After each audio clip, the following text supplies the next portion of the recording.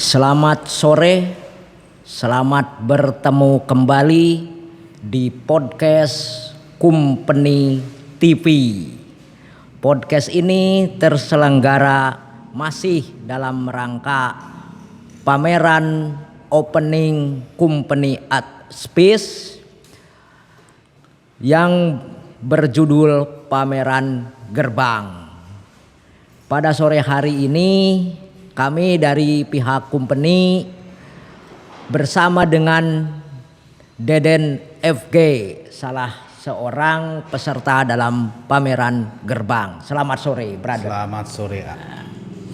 Kita akan ngobrol-ngobrol seputar perjalanan Deden FG karena sesuatu hal yang penting untuk diketahui publik. Perjalanan seniman itu menjadi salah satu tolok ukur terhadap perjalanan karya-karyanya. Ya, mungkin kita bisa mulai. Ya, ini saya ingin bertanya nih tentang Deden dengan latar belakang dengan keluarga seniman. Ya. Mungkin bisa diperkenalkan nama ayah, terus kakak-kakak yang juga dalam lingkup seni ya. Kemudian yang pertanyaan saya itu justru kenapa kok jadi nyemplung ke Jakarta, istilahnya tidak menimba pendidikan di sini yang akademisnya tapi nimba pendidikan di IKJ. Itu dari awal coba dari awal saya lahir gitu. Enggak. Boleh lah dari awal lahir juga bebas di sini. Enggak, saya udah lahir itu dari sebenarnya emang darah seni itu ketika saya udah lahir tuh mau nggak mau tidak menutup kemungkinan tidak menutup ya jujur aja emang udah masuk ke darah lingkungan seni ya. Brojol tuh udah mungkin udah lihat lukisan barangkali kalau saya waktu itu udah lihat ya. Ya dari bapak saya, ibu saya emang dari ASRI. Iya, betul. Om saya juga dari ASRI, seni lukis juga. Sampai kakak-kakak saya juga isi. Kedua kakak saya. Iya. Dari situ mungkin Pak Sugeng, mau nggak mau ya Pak Sugeng Sumaryono. Pak Sugeng Sumaryono. Dia sesri dan ASRI juga. Iya. Ya dari situ mungkin saya mau nggak mau langsung terjun ke seni lukis juga ya. Tapi memang dari kecil ya, misalnya lomba-lomba sketsa itu kan. Lomba lukis. Lomba lukis bukan lomba sketsa. Iya. Lomba lukis ya. Iya. Kemudian kok bisa ke Jakarta, kan ada ceritanya pastinya itu. Sebenarnya saya nggak tahu ya, waktu kecil sebenarnya nggak punya cita-cita jadi pelukis. Jadi pelukis. Enggak. Untuk mau berkeinginan masuk SMSR. Saya kan SMSR juga kan. Sama sekali sedikit pun nggak ada gitu kan. Dulu saya ingat sekali saya cita-citanya jadi insinyur keuangan. Aneh kan, padahal nggak ada insinyur keuangan. Tapi sekarang sangat pintar memanage uang gitu kan. Sekarang itu istilahnya bagi teman-teman kan menjadi bank. Iya deh. Itu. Ya, SD itu bapak saya sudah mengarahkan untuk menggambar, untuk ikut lomba gitu kan. Sampai SMP juga rajin ikut lomba. Ya selalu diarahkan gitu kan. Iya. Ya mungkin karena saya seneng gambar-gambar, tapi sama sekali nggak punya keinginan untuk meneruskan gitu kan. Iya. Barangkali setiap hari ya ngelihat orang gambar gitu kan, jadi ikut coret-coret gitu. Ya alhamdulillah sering juara 1 waktu SMP itu di Jogja itu, waktu itu kan Pak Aming, Pak Broto itu kan pasti selalu jadi juri ya. Iya. Itu dua master hebat itu ternyata. Deden cukup kenal ya dengan Pak Aming, dengan Pak Broto, itu master yang sangat dihormati di ISI Yogyakarta. Hanya itu pertanyaannya, kok bisa ke Jakarta dan menjadi latar belakang kuat terhadap karya-karya Deden itu dengan keadaan kota Jakarta. Misalnya yang ada di lukisan-lukisannya kan amat dekat dengan kesibukan Jakarta yang padat itu kan, yang sesak itu yang saya maksud. Kenapa harus ke Jakarta, dan itu terbawa sampai ketika Deden kembali ke Jogja. Ini kronologis dari Jogja terus ke Jakarta, kerja di Jakarta, beraktivitas di Jakarta, terus kembali ke Jogja, itu yang harus diketahui publik gitu. Ya, kronologisnya itu ya saya seperti tadi itu masih kronologis ya. Artinya saya kenapa masuk SMSR juga itu kronologis ya. Saya juga nggak ada keinginan untuk masuk SMSR, itu juga diarahkan karena nem saya kecil waktu itu kan. Kemampuan saya menggambar gitu kan. Padahal cita-cita di statistik keuangan, nemnya kecil, nggak nyambung. Ya mas, akhirnya saya masuk SMSR. Nah, ketika di SMSR sama sekali saya, ya maaf ya, nggak punya cita-cita meneruskan seperti bapak saya, ibu saya, saya, kakak-kakak saya masuk ASRI atau ISI itu. Sama sekali nggak ada juga keinginan saya, keluar keluar pengennya ke Belanda atau mana gitu toh. Iya. Ke Belanda. Waktu itu saya ingat sekali waktu SMSR ada pameran dari akademi masih LPKJ apa IKJ ya. IKJ itu ada Pak Nazar, ada Sunarto PR, ada siapa lagi Sri Hadi. Iya. Itu kan nama-nama itu, wah nama-nama ini cukup menjanjikan kalau saya meneruskannya ke sana gitu kan. Iya. Lalu di Cemeti ada Mas Iwan Kuswana pameran tuh, dia pulang dari Belanda. Terus dia pameran di Cemeti. Dia IKJ juga kan? Iya. Wih, keren juga itu. Karena itu saya tergugah untuk udahlah saya masuk IKJ. Waktu SMSR saya udah punya keinginan itu gitu loh. Yang penting keluar dari Jogja. Gitu. Kemudian sama di IKJ itu kan membentuk karakter karya ya. Apa di Jakarta itu memang kondisinya atau segala macamnya itu beda dengan Jogja itu. Kok karakter karya begitu keras, begitu penuh gitu kan. Jakarta sangat beda ya. Siapapun yang tinggal di Jakarta, orang kita pindah ke Jakarta itu pasti akan mengalami hal yang beda dari sebelumnya gitu kan. Iya. Ketika berangkat ke Jakarta paling dalam kurun seminggu aja udah sebetulnya udah tidak betah gitu loh. Dalam 1 tahun saya harus membiasakan diri hidup di Jakarta itu sangat susah gitu loh. Yang biasanya dari kecil di Jogja gitu kan, setahun tuh masih perang batin untuk pulang lagi ke Jogja gitu loh. Ya kebetulan ada kakak saya di sana kan. Ya karena itu mungkin dorongan dari kakak saya yang tadinya diisi juga gitu loh. Iya. Ya akhirnya saya tetap bertahan di Jakarta. Mungkin dari 1-2 tahun itu yang coba bertahan di Jakarta. Nah, dari situ mungkin banyak hal-hal yang masuk kerumitan Jakarta itu loh. Iya, di sana bekerja juga sambil berkarya ya. Betul.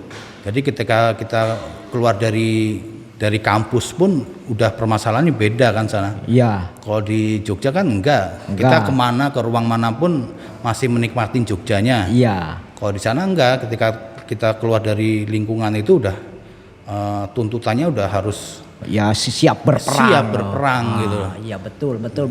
Makanya di sana tuh selalu menggembol tas tuh isinya macem-macem, isinya kaos, baju apa. Jadi siap kita akan nginep di mana, atau akan bekerja di mana gitu kan. Iya. Nah itu kebiasaan teman-teman di sana pun seperti itu gitu loh. Iya.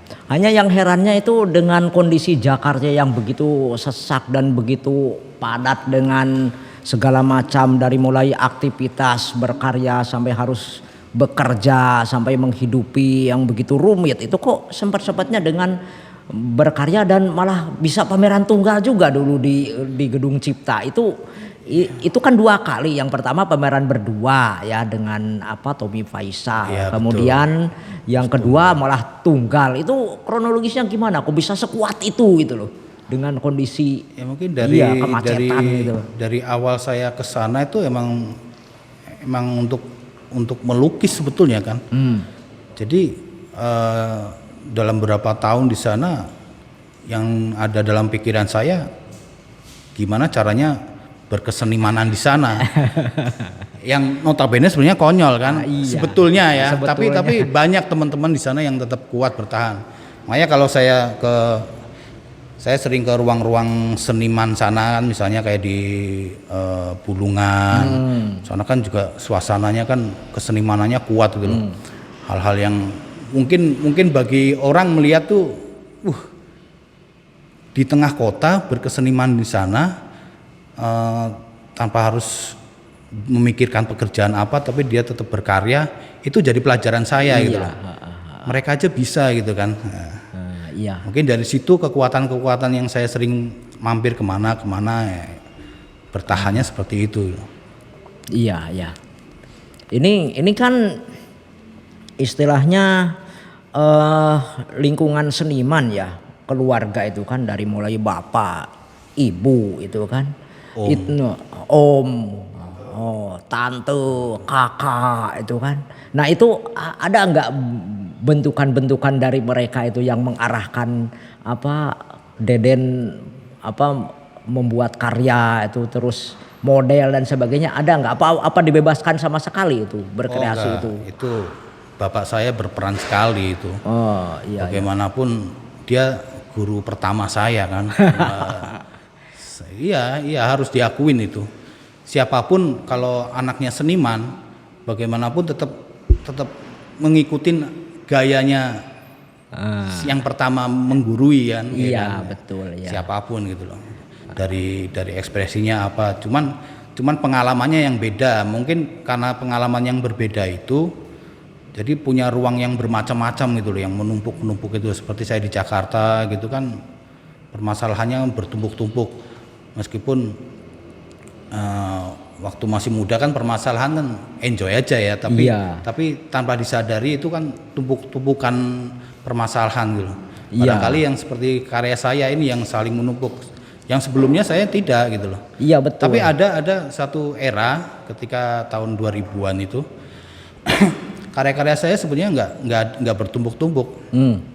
Itu lebih flat gitu. Ada itu selama 2 tahun ketika saya baru mengenal dunia maya virtual gitu. Iya. Saya seperti hidup di virtual gitu kan. Iya betul. Waktu itu yang terjadi karya-karya saya flat gitu loh. Iya. Ya itu pengalaman juga kan ya. Ini untuk saya ya menilai dengan karya Deden yang saya ketahui kan itu original ya, maksudnya original itu seperti nggak ada bantuan desain ya kan. Di era kontemporer ini banyaklah seniman yang menggunakan teknik-teknik komputer ya. Kemudian membuat desain, kemudian membuat karya. Tapi karya Deden itu dilihat dari sketsanya, kemudian karya lukisnya juga ada sambungannya itu. Apa enggak tertarik dengan tata cara seniman kontemporer mendesain karya kemudian dilukiskan itu? Nah itu jadi sebenarnya saya nggak tahu itu sebagai masalah saya apa enggak gitu loh. Artinya gini, saya kadang-kadang bisa membagi hal-hal seperti itu. Iya. Mungkin karena pengalaman saya juga mendesain kan. Itu yang penting itu. Dari tahun 96 itu saya udah belajar desain komputer gitu kan. Ketika itu sama ilustrasi gitu kan. Iya. Ketika saya melukis udah beda lagi permasalahannya. Saya itu nggak tahu, kalau menurut AA saya juga nggak tahu itu sebuah permasalahan bagi saya enggak ya. Jadi ketika saya melukis hal itu udah terbagi-bagi. Ketika saya mendesain ya dengan ruang desain, format desain yang tidak harus karya lukis saya masuk gitu loh. Iya betul. Ketika dalam lukisan karya desain saya juga nggak masuk gitu loh. Iya. Sketsa pun berdiri sendiri. Iya betul. Sketsa pun saya ya kebetulan saya rajin sketsa kan. Itu dalam lukisan ya mungkin yang tampak ada garis-garisnya aja, keliarannya aja. Tapi sebenarnya minimalis kan sketsa. Ketika sketsa kan kita seperti melatih garis itu. Lebih jujur. Jadi kita mau apa yang ada di pikiran saya ya keluar begitu aja kan. Beda dengan lukisan. Kalau lukisan udah punya permasalahan macam-macam. Ketika ada ruang nafas gitu, ada teknis, ada warna, udah beda macam-macam itu barangkali seperti itu. Iya, iya, iya. Ini apa? Ada hal penting tentang tinjauan karya Deden ya menurut saya itu. Jadi ada satu teori ya, everyday aesthetic itu kan didefinisikan tentang karya puitik dan prosaik ya. Jadi Deden menekuni dua karakter yaitu kepentingan universal itu ya ada di desain itu kan, dengan kepentingan seni itu kan yang ada di lukisan. Itu yang saya lihat itu. Sehingga di sini bisa dibedakan. Yang menarik saya itu justru kepentingan universal atau dalam kata kepentingan umum yang ada di desain, yang bergantung kepada pemesan, yang bergantung kepada bagaimana orang itu senang, itu tidak ada di karya Deden. Justru Deden itu mengungkapkan permasalahan-permasalahan yang dihadapi gitu kan, yang dihadapi, yang dirasakan, itu yang saya tangkap. Cuma ini di sketsa itu kan amat beda gitu loh dengan lukisan gitu kan. Apakah sketsa itu udah dianggap karya seni atau memang bagan seni itu? Menurut dirimu gitu kan. Bagian seni dan bagan seni, rencana lukisan apa sudah dianggap karya akhir itu karya kan? Akhir kalau menurut saya. Iya. Soalnya beberapa karya itu ratusan sketsa misalnya yang ada di saya itu sepertinya nggak ada satupun yang menjadi lukisan saya. Wow, itu yang menarik gitu loh. Pernah saya ngumpulkan. Jadi teman-teman saya ngumpulkan membongkar karya sketsa Deden dan saya melihat dengan lukisannya itu jauh gitu. Nah, ini ada jawabannya itu.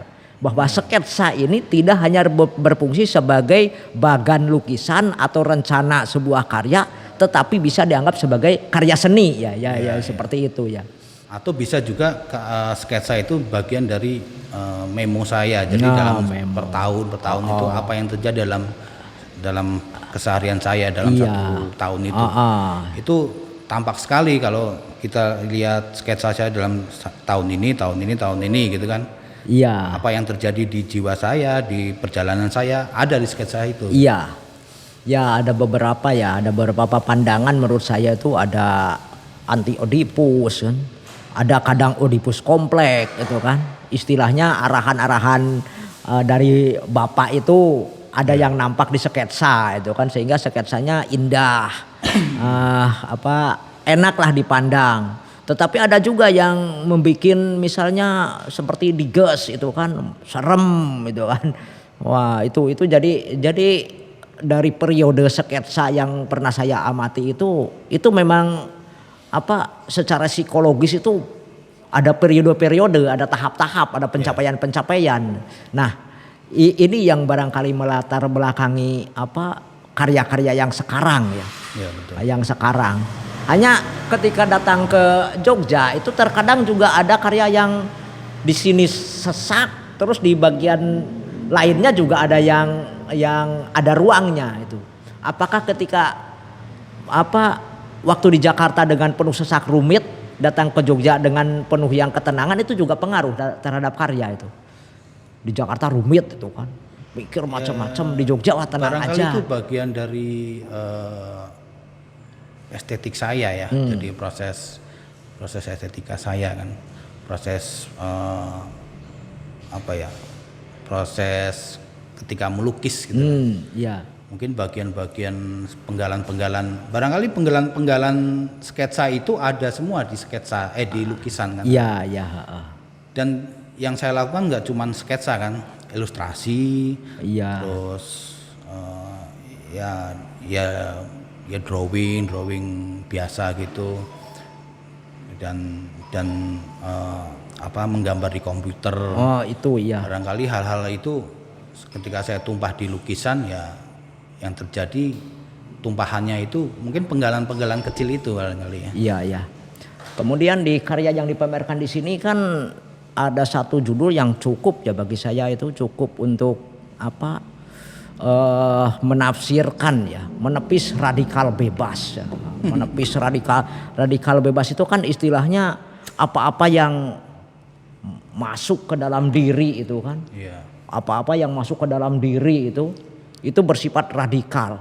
Padahal dalam kehidupan umum itu kan, dalam kehidupan umum itu yang masuk ke dalam diri itu kan yang enak rasanya, higienis, bersih, hati-hati gitu kan.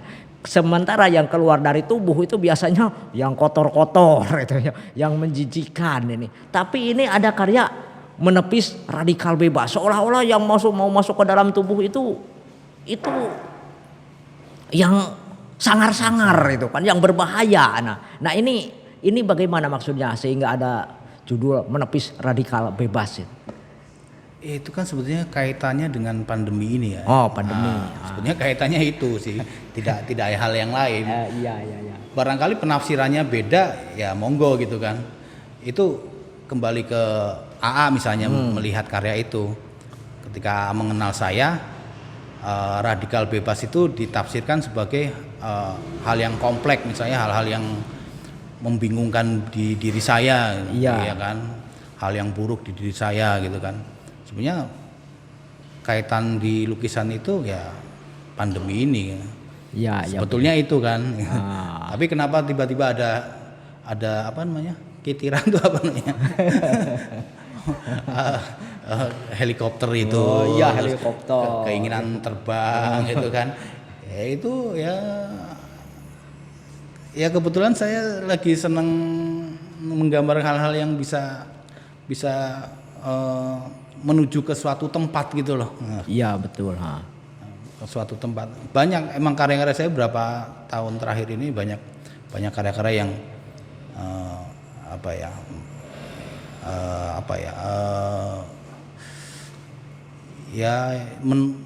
keinginan untuk menuju ke suatu tempat gitu lah. Oh iya. Mungkin ada seperti science fiction ya. Bisa jadi.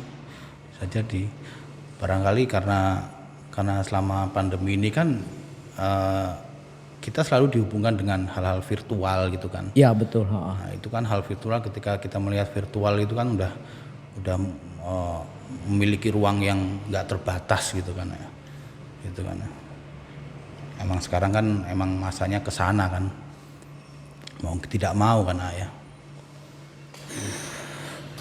Nah ini kan hubungannya dengan pandemi ya, terus hubungannya dengan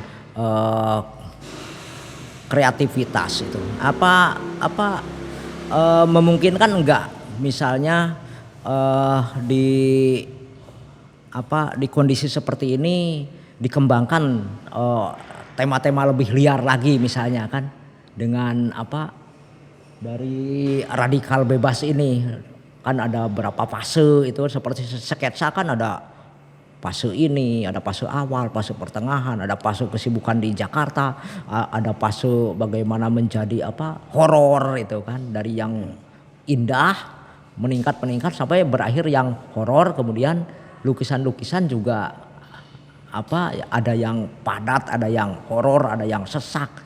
Itu memungkinkan itu ya di masa pandemi untuk mengembangkan lagi pemikiran-pemikiran, solusi-solusi bagaimana karya ini menjadi solusi dari pemikiran kita. Fase pandemi itu sebetulnya banyak tuntutan keliaran ke masa depan sebetulnya kalau menurut saya ya. Oh. Gitu. Iya kan. Jadi nggak sekedar secara teknis gitu loh. Iya. Tuntutan kayak seperti barangkali ketika fase saya waktu melukis keliaran tahun 10 tahun yang lalu barangkali beda dengan fase sekarang gitu kan. Iya betul. Tuntutannya beda gitu kan. Sekarang bagaimana bisa menjual misalnya, itu bagian dari tuntutan meskipun hal kecil. Barangkali waktu itu tidak ada tuntutan seperti itu. Yang ada hanya gimana caranya saya bisa melukis gitu loh kan. Ya ngedan gitu kan maksudnya. Kalau istilahnya sampai berdarah-darah lah urusannya waktu itu ya. Siapapun akan mengalami seperti itu kan. Sekarang beda lagi kan tuntutannya. Barangkali pandemi ini teknologi itu jadi bagian dari kehidupan kita gitu misalnya kan. Fase sekarang ya. Iya. Ya sampai akhirnya sekarang kan ya macam-macam kan cara menjual karya bagaimana gitu kan. Itu bagian dari tuntutan seniman juga enggak. Ya buktinya banyak juga seniman, enggak sedikit seniman sekarang meskipun berkarya tapi ketika pandemi tidak bisa menjualnya misalnya. Iya. Tentang bagaimana saya harus bekerjanya gitu loh. Sementara harus di rumah gitu kan. Itu fase sekarang kan itu. Iya, fase sekarang. Itu, Nah, itu kan mungkin ada satu pemikiran solusi ya. Pemikiran solusi. Jadi menurut Deden ini sikap seniman dalam kondisi sekarang itu ini khusus Deden aja ini. Mau bagaimana ini dengan kondisi sekarang dengan PPKM yang ada level 1, level 2, level 20, level 30. Ini bagaimana nih sikap terhadap keadaan itu? sikap keadaan saya. Terhadap keadaan yang terjadi sekarang ini nih.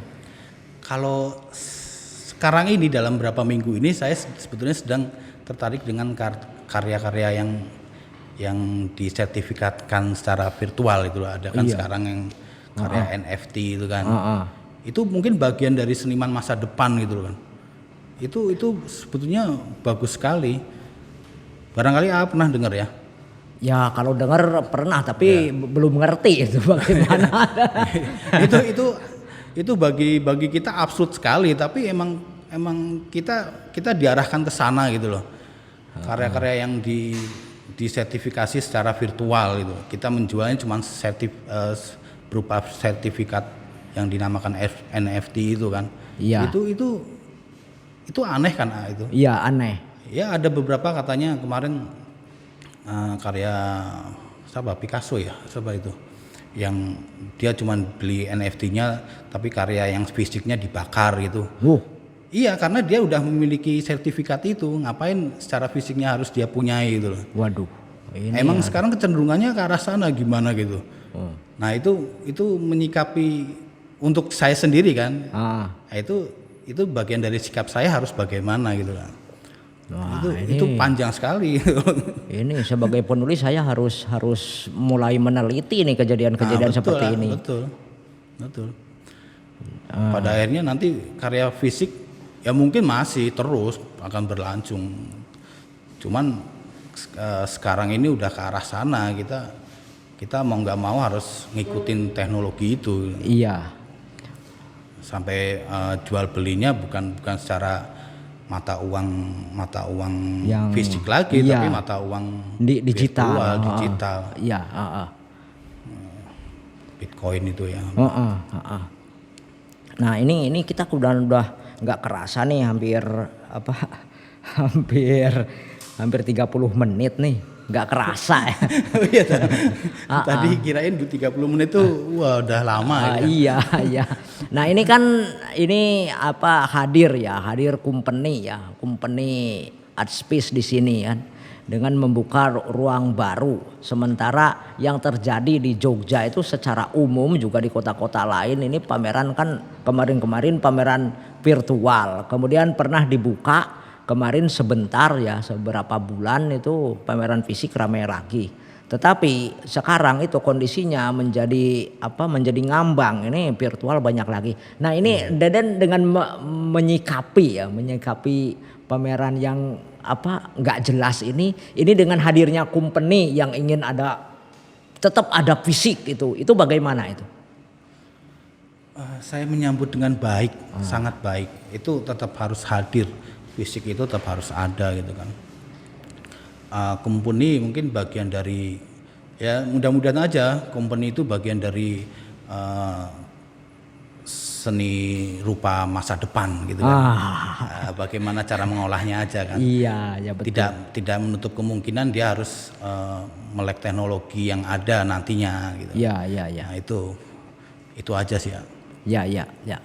Ya dengan bincang-bincang dengan Deden FG karena waktu yang cukup terbatas ya. Karena kalau lama-lama juga di kalangan seniman itu dikenal sebagai sangat terbatas kuotanya untuk melihat. Jadi dari kami di sini, saya AA Nurjaman bersama Deden FG, podcast sore ini dicukupkan sekian dulu, dan insya Allah kedepannya disambung lagi. Terima kasih my brother. Sama-sama.